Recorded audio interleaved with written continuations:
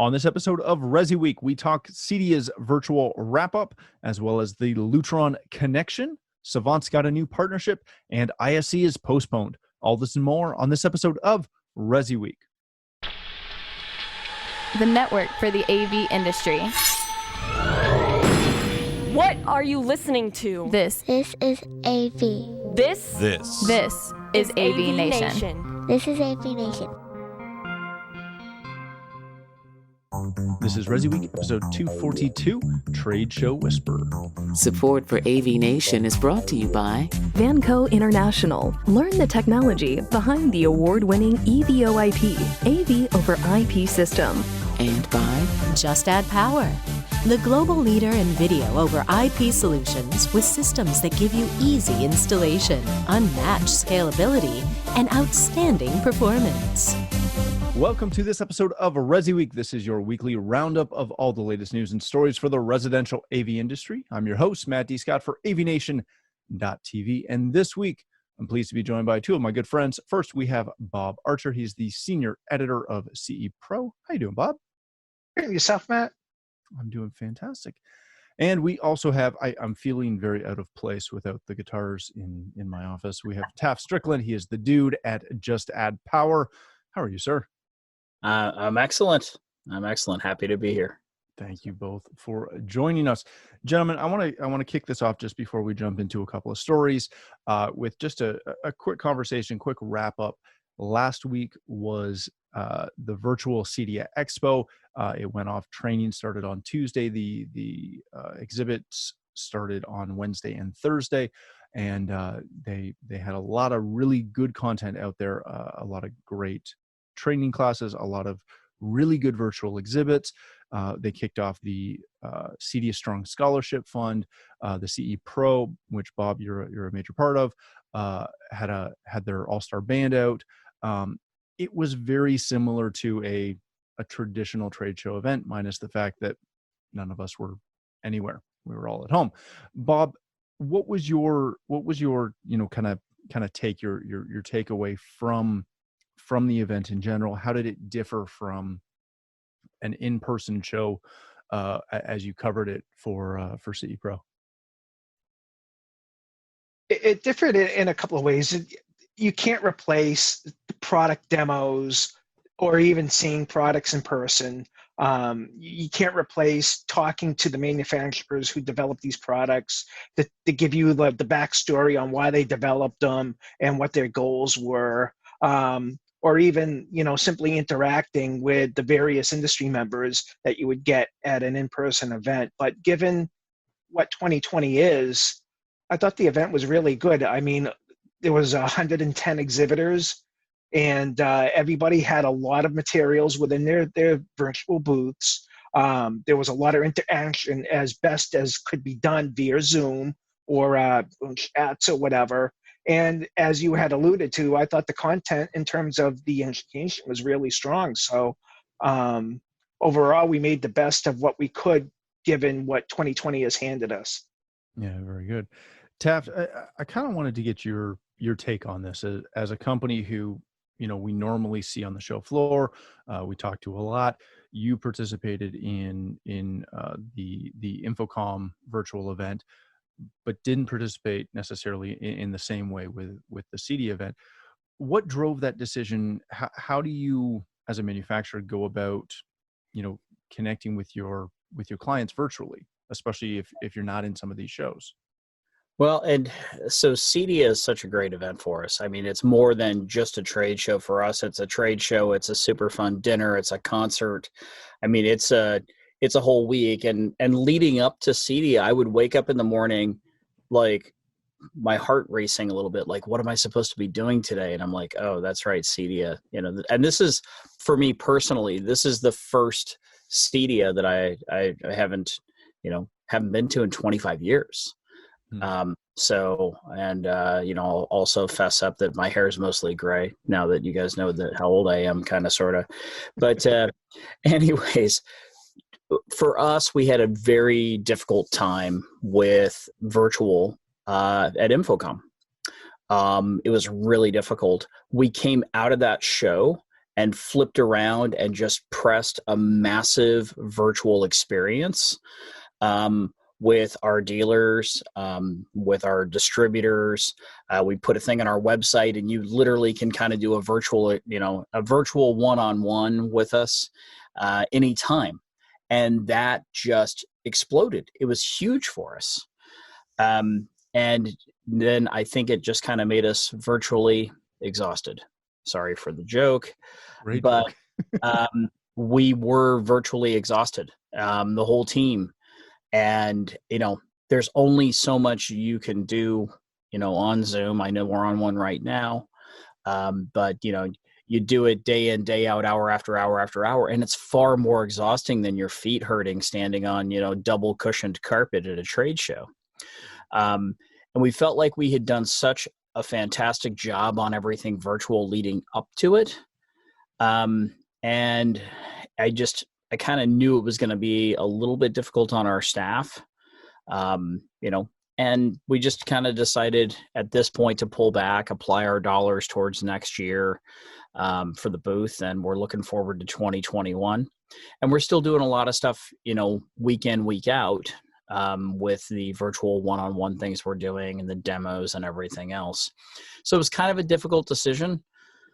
But, our previous virtual trade show experience, let's just say that the previous trade show we did virtually, they got about 6 hours of feedback from me on things that didn't go right. And I won't name that previous show, but we were a full day in, not even able to log in earlier this year.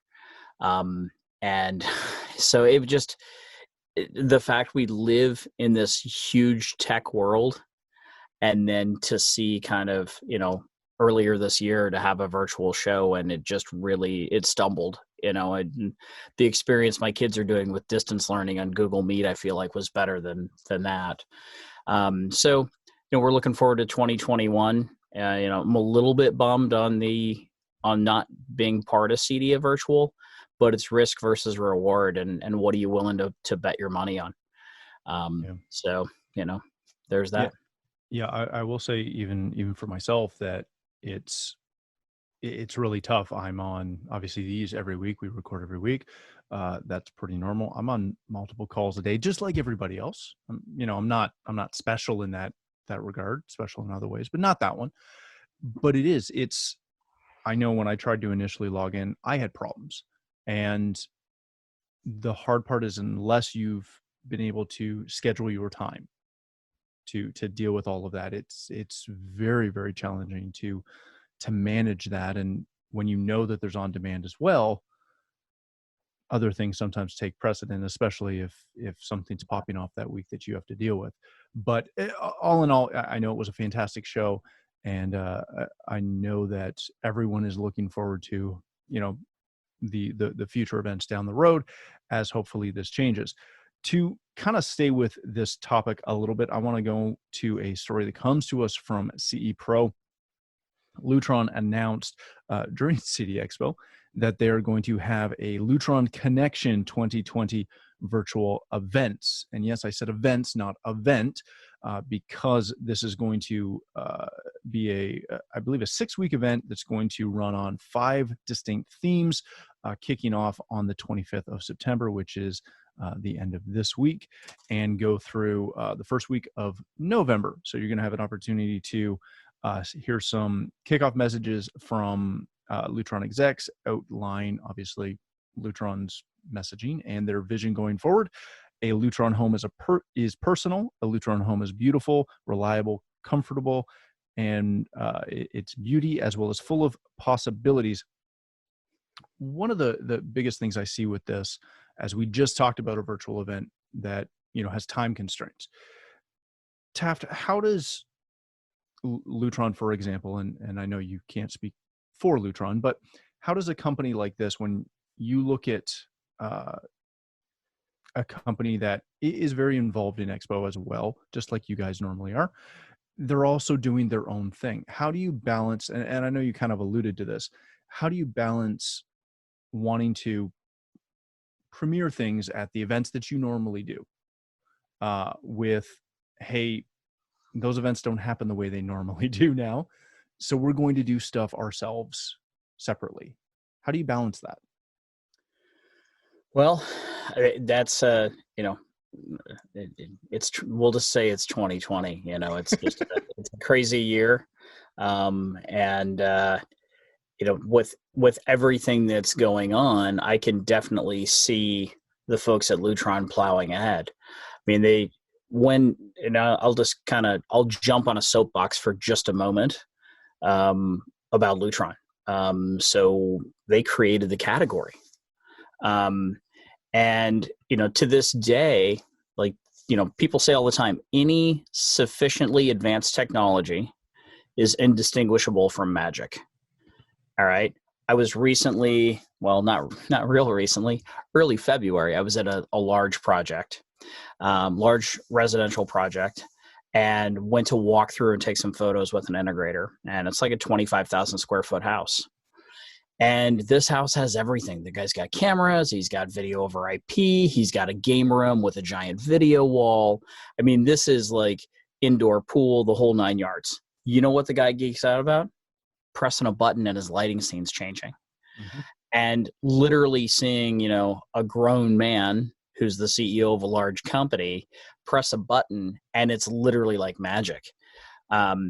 And so I feel like Lutron's done a great job of building that magic and building on it. And I feel like they started the whole category.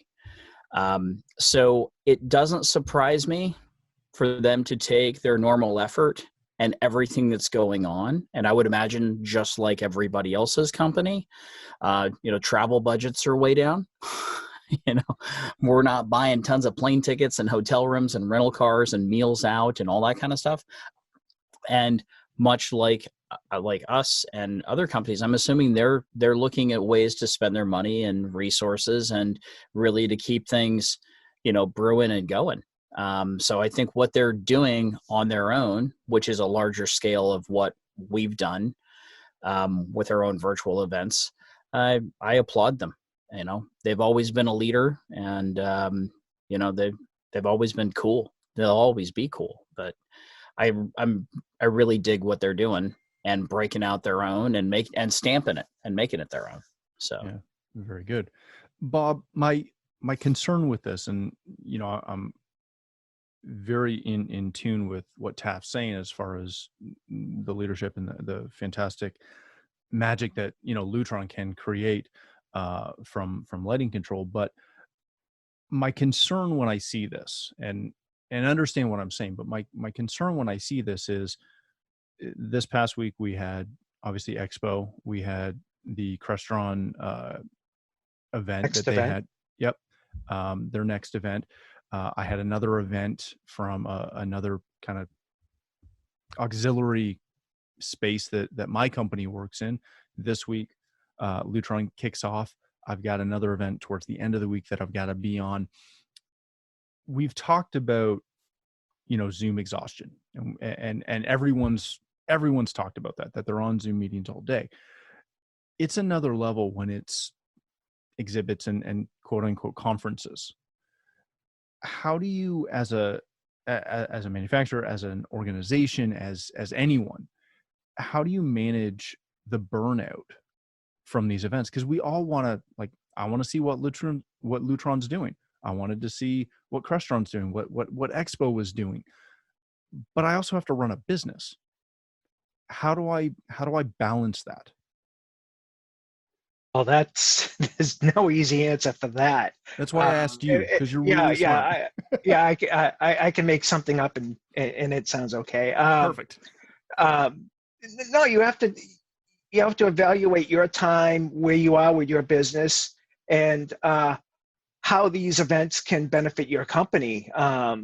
I think obviously we're all adapting to this new normal, which is another phrase I think that we're going to be in fatigue of pretty soon. But it's the reality of 2020 that we can't travel, like Taft had noted.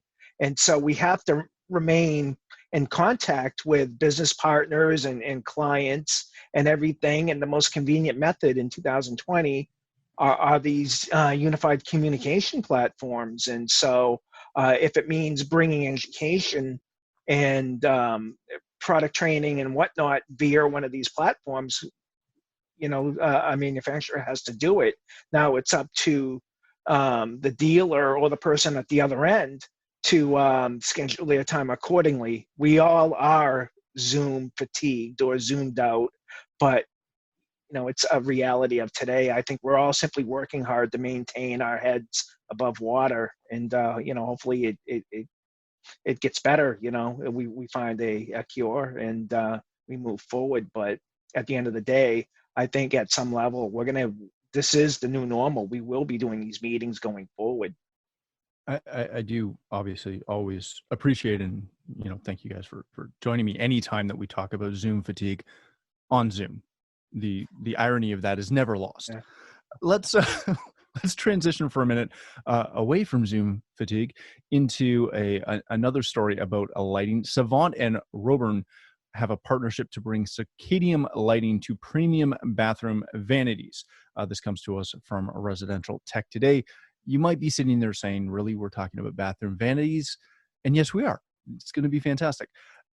If you don't know Robern, they make some of really the coolest and best, bathroom fixtures and products out there, including they've got a fantastic line of premium mirrors with LEDs built in that you're seeing in upscale new homes and hotels, and those super modern looks. They're fantastic.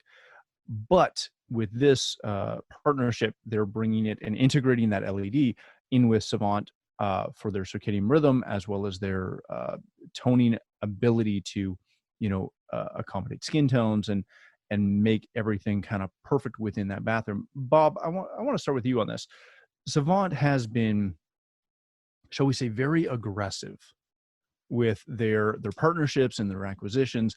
They have been really going after lighting. This is another, in my view, a fantastic partnership to bring circadian into, I would argue, the space that needs it most.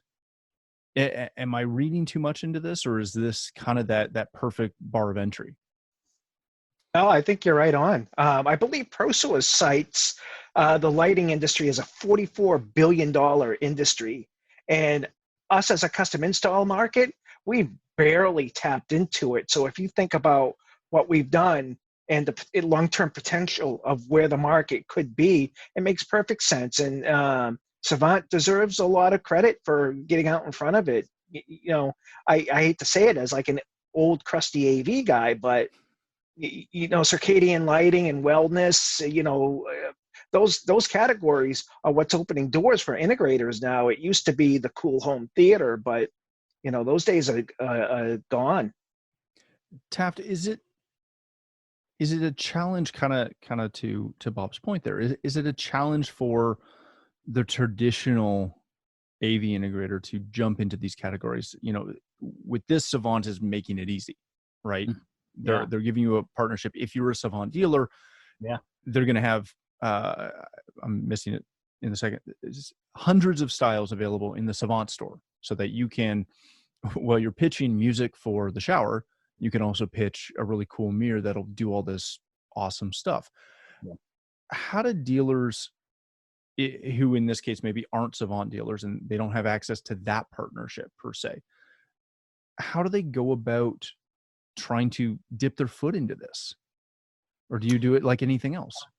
I mean, you do it like anything else. First off, I think it's genius for Savant, and we've seen it with other companies where they really try and provide more of a one-stop shop or more opportunity or opening eyes. Like, how many integrators would wake up and say, I should sell expensive, high-tech, high-quality, fantastic bathroom vanities, right? You think that way? Okay, that's cool. Yeah. I'm a lighting guy. I can see that, right? A lot of integrators aren't going to think about that. And there are some people that have gone so far as like, they could probably source a kitchen sink for you as an AV integrator as well. But I think the easier it is and the more exposure of these other markets, the more it just kind of becomes more common and more normalized. And to think back, I had a call with an integrator who's a big integrator who way back in the day in 06, he said, I'm going to sell Sonos, but I don't want to touch anybody's cable modem or any of their computer wires.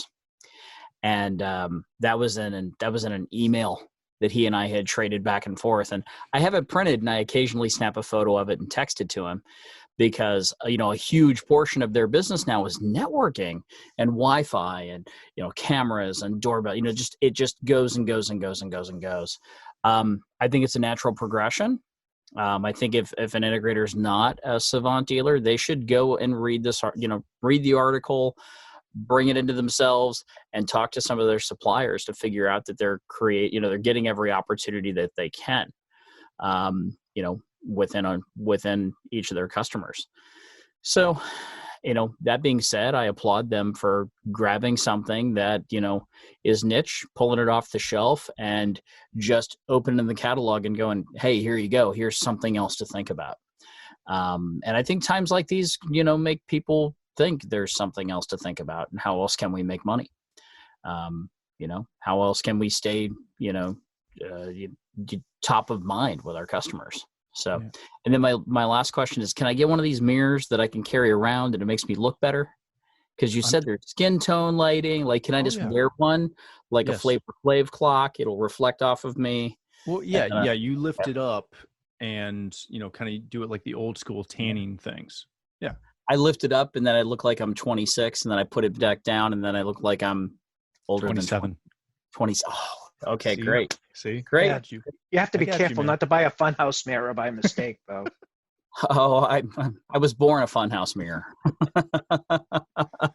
Oh, that's fantastic. All right, gentlemen, let's wrap this up with the last story of the day. This comes to us from AVNation.tv. If you missed it late last week, in the midst of everything else going on, we'll wrap the show with conversations about another show. Integrated Systems Europe, ISE, has adjusted their dates, and they have postponed the previously scheduled February event into sometime in late June, supposedly not conflicting with Infocom in that first week of June, alongside a virtual offering that they will be adding as well. Again, if you've been not paying attention to anything anywhere, you notice that most likely in-person events aren't really going to be happening large scale for the foreseeable future, and thus that kind of led to this postponement, we'll call it. Taft, I want to kind of start with you on this, and then we'll wrap up with Bob. I was hoping this was going to happen. Not the postponement, that the show was going to go off as expected in February. But I kind of had in the back of my mind this thought that, no, this is not going to happen. Is this postponement likely to be fulfilled? Or do you think this is going to become a completely virtual event that we'll just have to deal with? So a couple of things. I'm not a doctor, but I played one on TV once, and Tim Albright calls me the trade show whisperer. Perfect. And that's why I asked you. Yeah, I really think that we have a less than 50% chance that we will be having this event or either of these events live in person in June. And you can point at some of the big corporations who have said, I think Google headquarters is closed in person, at least until July 2021. Mm-hmm. And then at that point, they're talking about bringing back people in groups, and not everybody. So it's a touchy subject. And, I hope everybody is respectful and stays safe and whatnot, but I don't see it. I don't see it happening. I feel like June's too soon. It's sad and it's very frustrating. So, yeah. And Tim asks me, I was like, no, he asked me months ago. I said, we won't have CEDIA. It'll be virtual. No, I think it'll happen. I'm like, no, it won't. It won't. So You've heard it here. That's what we're saying. you've heard it here. Yeah. So, you've heard it here first. yeah. Yeah. I'm not the Psychic Friends Network because I'm not psychic, but my gut is it just won't happen. Yeah. As we're seeing numbers continue to climb in places, my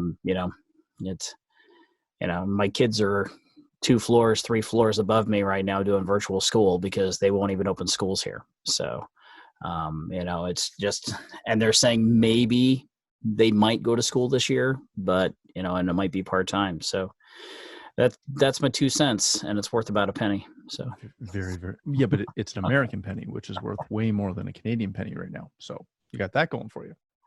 You know what? I'm going to ship you some loose change. Ooh, so. Actually, well, make sure it's above a penny because we don't even accept that as currency anymore. Oh, really? Yeah. Oh. Yeah. We got rid of the penny. Okay, It's weird. I learned something. Yeah. Nickels. So now you just get a nickel back. Yeah. Oh, what a good Canadian joke. See? Right. It's so good. Only with guitarists do you get that joke, or anyone who doesn't like Nickelback, which is everyone. Bob, let me I have no idea how I'm segueing that, but thank you. Bob, let me wrap this up with you. I don't disagree with Taft. Again, selfishly, I want it to happen because I want to go to Infocom in June. I want to go to Barcelona in June for ISE, but I'm really optimistic that it's not going to happen. I'm in that boat. How do these companies, how do these manufacturers, again, dip into your crystal ball? When you see this postponement, do these manufacturers essentially need to plan, and the show runners, do they need to plan for this to be a completely virtual event and try to find ways to make it a better virtual event? I would think that would be, you would have to be. I hate to sound like a pessimist, but you got to cover yourself for any possibility that comes up. So I would say, absolutely, you have to plan for it to be a virtual event. And if it is an in-person event, in all likelihood, they're probably taking a smaller booth space than they would normally have. So, they can cover themselves in any sort of scenario that comes about. But, I'd like to be optimistic and say that by the spring, we will have these events. It'll be a new normal, and maybe there'll be limitations on how they handle these in-person events. Who knows? But, given where we are, it was the prudent thing for ISE officials to do, given you're drawing people from the globe, across the globe to this event. You simply can't control all these variables that come into play. So, I think these manufacturers will plan for a virtual event, and with our fingers crossed, maybe, we do have a real in-person event and we can get back to speaking with people in person, face to face. Yeah, very good. All right, gentlemen, on that very high note of potentially, hopefully seeing people face to face in 2022 or 2023, we're going to wrap up. And thank you both for being here. Bob, if people want to connect with you, learn more about CE Pro, where can they do that? They could go to cepro.com. And I am on Twitter, and I realized a second ago that I don't know my Twitter handle. So I've got to put that in your show notes because you forget every time. Yeah, I never think to look. But yeah, you can find me if you Google CE Pro Twitter. I probably ought to come up. I love it.